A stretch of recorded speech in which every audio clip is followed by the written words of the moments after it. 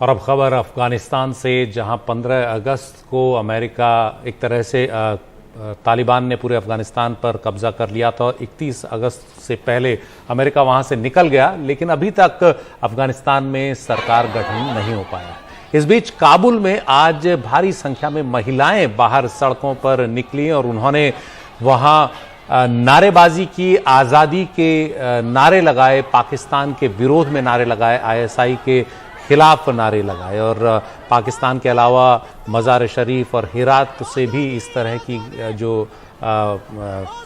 खबरें हैं वो सामने आई हैं कि वहाँ महिलाएं सड़कों पर निकली हैं। तो ये काबुल की तस्वीरें आपने देखी। आज पाकिस्तान का जो दूतावास है उसके बाहर ये महिलाएं प्रदर्शन के लिए पहुंची और उनका सबसे ज़्यादा गुस्सा पाकिस्तान को लेकर था, आईएसआई को लेकर था कि वो अफगानिस्तान के मामलों में बहुत ज़्यादा दखलंदाजी कर रहा है। हमारे साथ हमारी foreign affairs editor Kadambini Sharma है।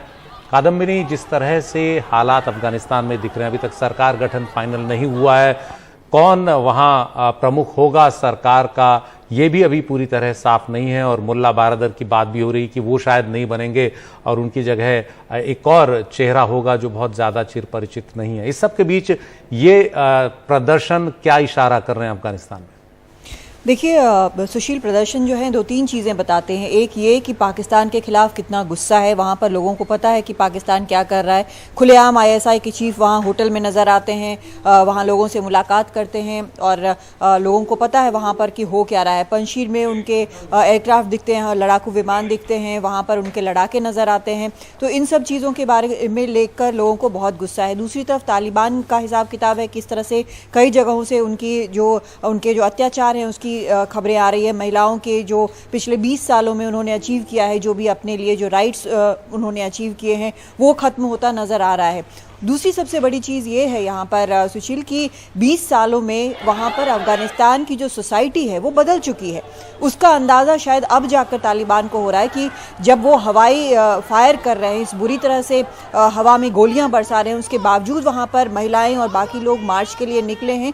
उनको पता है कि वो क्या मांग रहे हैं, वो अपने देश के लिए बात कर रहे हैं, वो किसी पोजीशन के लिए बात नहीं कर रहे हैं, किसी पद के लिए बात नहीं कर रहे, बल्कि वो कह रहे हैं कि अपने देश के युवा के लिए बात कर रहे हैं, अपने देश के लिए बात कर रहे हैं जहां पर पाकिस्तान का इंटरफेरेंस नहीं होना चाहिए। वो कह रहे हैं कि स्टे अवे आईएसआई को दूर रहने कह रहे हैं। वो कह रहे हैं कि आज़ादी चाहिए, आज़ादी के नारे लग रहे हैं। तो ये एक बहुत बड़ी चीज़ है कि जब इतने संगीनों के साए में वहाँ पर लोग खुलेआम निकल कर और बड़ी संख्या में महिलाएं यहाँ पर निकल कर कह रही हैं कि तालिबान उनको नहीं चाहिए, उनको पाकिस्तान का इंटरफेरेंस नहीं चाहिए। तो ये बिल्कुल बदली हुई तस्वीर है। शायद तालिबान को भी इसकी उम्मीद ना हो, लेकिन आज सड़कों पर वहाँ पर आम अफगान निकले हैं जो कह रहे हैं कि उनका देश जो है वो पाकिस्तान के इन्फ्लुएंस से अलग होना चाहिए। सुशील, कादम्बिनी, इस सब के बीच जो वहाँ सरकार गठन है उसे लेकर काफ़ी कयास चल रहे हैं कि आईएसआई के प्रमुख भी आए वहाँ पर और जो अलग अलग गुट हैं, चाहे वो हक्कानी गुट है या फिर दोहा गुट है जो अब्दुल गनी बारादर जिसका प्रतिनिधित्व करते हैं,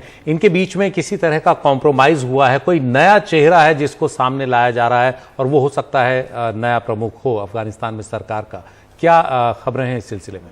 देखिए, अभी कई दिनों से ये चर्चा चल रही है और ये चर्चा जो है और भी तेज़ हो गई जब आईएसआई के चीफ वहाँ पर पाकिस्तान में पहुँचे। उन्होंने भी कई बैठकें की वहाँ पर, लेकिन जिस तरह से अभी कई नाम चले हैं फिर गायब भी हो गए हैं, शायद कुछ और नाम भी सामने आएंगे, क्योंकि ये एक ऐसा मुल्क है, ये एक ऐसी तालिबान की सरकार है जहाँ पर हर वो देश या हर वो जिसको कहते हैं आतंकी संगठन जो कि वहाँ पर ऑपरेट कर रहा है, वो चाहेगा कि उसको सबसे बड़ा वहाँ पर टुकड़ा मिले। तो अब इसमें अंत में कौन इसमें ज़्यादा काबिज हो पाएगा? क्या कोई ऐसा काबिज हो पाएगा जिसको सिर्फ तालिबान चाहता है या सिर्फ पाकिस्तान, या फिर चीन का उसमें इन्फ्लुएंस होता है या फिर अमेरिका का इन्फ्लुएंस होता है? ये कहना अभी ठीक नहीं होगा जब तक कि वहाँ पर सरकार बन न जाए और बिल्कुल साफ ना हो जाए कि कौन कहाँ पर बैठा है। और उसके अलावा इंतज़ार करने के अलावा कोई रास्ता नहीं, क्योंकि आपको याद होगा कि शुक्रवार को भी कहा गया था कि ऐलान हो जाएगा, लेकिन उसके बाद नहीं हुआ और चर्चा अभी तक चल रही है, अभी तक कई जगह पर खींचतान चल रही है।